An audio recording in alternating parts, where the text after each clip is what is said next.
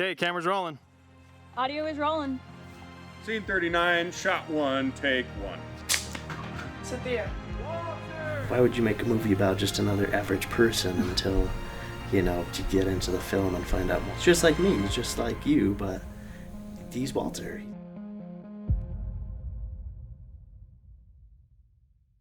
It really started several years ago. David and I, we were up in the mountains on a camp out. We were actually trying to think of the plot for our second movie that we had released. It was The Most Dangerous Game. And we were just kind of thinking of other fun little stories we could do in the wilderness, other things that were in our bounds. And we kind of came up with that idea of somebody falling asleep, waking up in a different spot, and fighting against that. As far as the writing process goes, there was a lot of meetings almost every week where we were discussing the script and about the plot. Was this okay? Was this going overboard? Was this in our means? There's a lot of things that we wanted to do and accomplish with this film. And we really didn't want the sleepwalking to be the main focus. That was kind of the emphasis to point to the real problem of Walter, our main character, doesn't spend enough time with his family, doesn't spend enough time on what really matters, and is so caught up on what he feels is important. The sleepwalking, in a way, is just another villain. I drew a lot of inspiration from things that I'd actually experienced in my life. A lot of other scripts that we had written had been very action-packed, and they were just more of, the figment of a 12-year-old's imagination, but it was really cool to actually play it out on the screen. I've done filmmaking for about 10 years, and never once have I had a budget. It's more of like, whose friend has what? Who can I borrow this prop from? Where can we go rent-free? Sorry, nobody's getting paid. I woke up one morning with the thought of, what is Kickstarter? And I did my own research trying to understand how Kickstarter worked as a crowdfunding source. We didn't have the funds, we wouldn't be able to do this on our own. And so a lot of it was calling friends and family, since David's been filming for years. Being able to call and knowing that we had supporters out there. I talked with my wife about what's a budget that we could try and work with to make a feature film work, and came to the conclusion of $6,000, which, in the real scheme of movie making, that's like catering for a day. But for us, that was astronomically large. Overall, it was just the good graces of people. That was it that really funded this film. Knocking it out in shorter time, so being up from like 6 in the morning, going till 10, 11 o'clock at night, even until like 1, 2 in the morning. How did we do that? Oh my gosh, that was crazy. Completely brand new set locations from previous films. We did have 73 scenes, 12 locations, 37 actors, and it's going to take us about 1.5 years to get this film done. I loved the wilderness scenes. Those, I was very worried writing them. I'm like, this could be so cool. I'm like seeing it in my mind. We get up there, it's all foggy. I'm like, great, continuity's ruined. But then we made it work, and really like the fog came into play. Like, it was just incredible.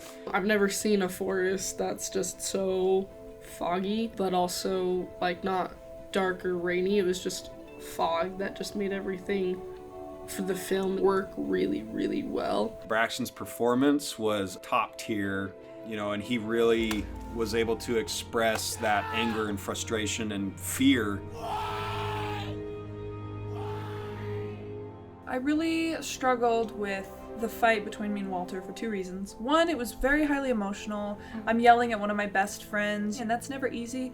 But also, it was like 1:30 in the morning. We're in a campground.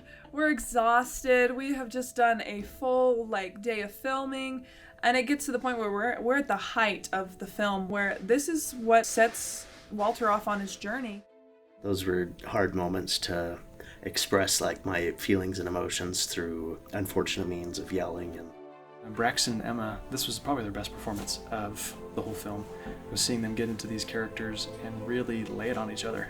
I know when I watched that scene that I'm between them, underneath the camera, being on the ground, so close to the actors, but just out of sight, in the dirt or underground. I felt like Spider-Man, or a little Army Man. It was really fun. I've got my friend Evan who's holding the light on his shoulder, and he looks like he's about to fall asleep. It seems naive to think at the beginning, but as someone who's just going into filmmaking and who is new to it all, I was surprised that the movie is not filmed chronologically in the way that you watch it. And so we're filming all of the bedroom scenes for the whole movie in it was 6 hours. It felt like that we were just in that bedroom. And they felt like the same scenes. It gets Walter waking up and checking his phone, Walter waking up and checking his phone, Walter waking up and checking his phone. You know, it's in the middle of the day, having to put up sheets on the windows, make it as dark as possible, remembering continuity, changing the times on the microwave. And then there was a moment, oh, it was so funny. We were filming the scene where me and Walter, we go to bed. He wanders off into the kitchen, and then he spills milk all over his socks. And I remember it took so many takes, and we stopped, and we all broke, and we were laughing, and it was so funny, and oh, that was just a good day. What was one of the things that was more difficult than you anticipated? Probably that it was filmed in my house. That was hard. Unfortunately, it's been a theme of mine to play bad guys because my face naturally it does that. So bad guys have kind of been my thing. Memorizing lines was hard, but I can usually get it down. It was by far getting his emotion right, because usually I play hyper intense, angry, which wasn't what was needed for here, and sometimes it was. But I needed to play a more subtle, angry, and kind of snide, and I don't like doing that.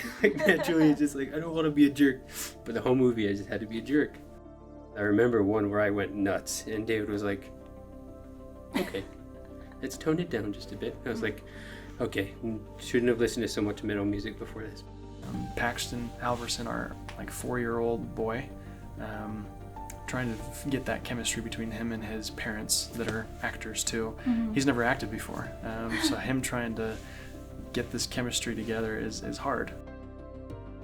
Oh, the greatest day of being able to wake up and drive to location and film in the forest for 8 hours or so, and it's just complete mist. It was beautiful, but those were really hard because it was cold, running through wet terrain, so your body's getting cold, you're getting wet and cold, so it's a bit more hard to work. There was one moment when we're trying to do like a flashback type scene. We're holding reflector, and I'm supposed to be spinning in a circle, and I remember the camera just moving, and we just laughed because we couldn't get it correctly, and it was so funny.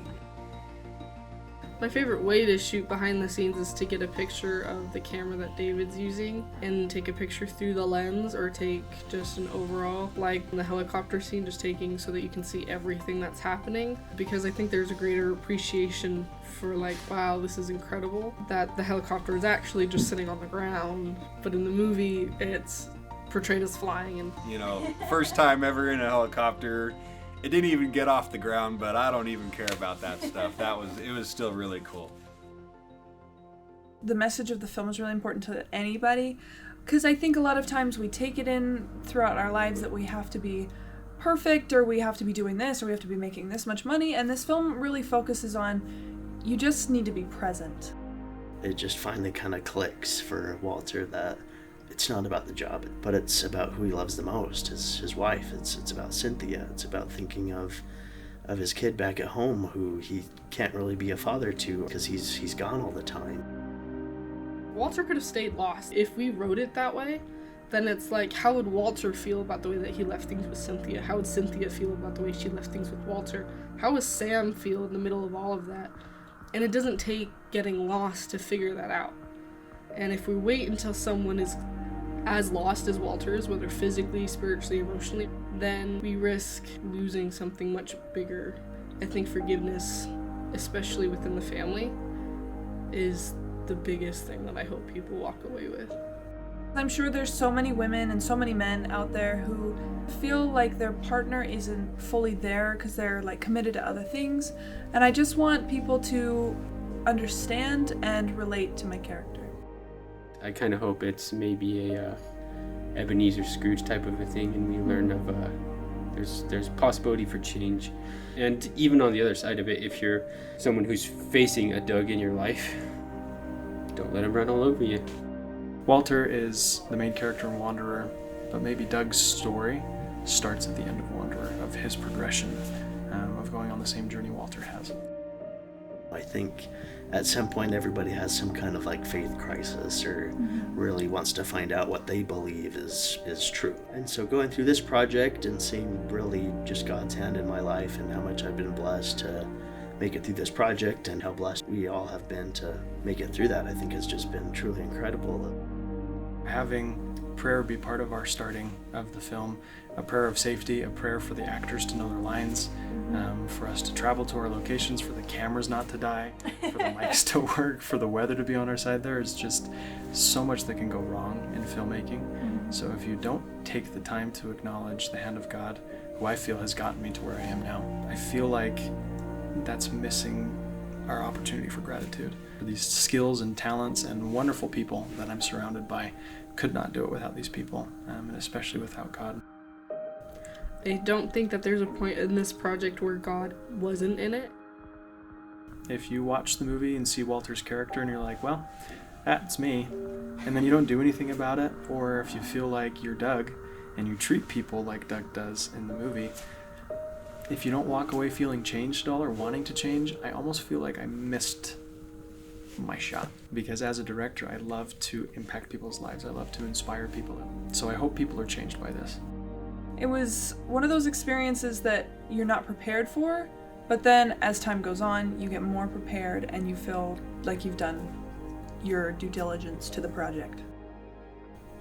I'm honestly really grateful for that opportunity. When I started this, it was a chance to be a part of something that I loved, which is movies. I love them. I don't know why, but there's a way that they communicate with humans that just passes most things and goes deeper. So just a chance to be a part of even our small version of a feature-length film brings it home for me.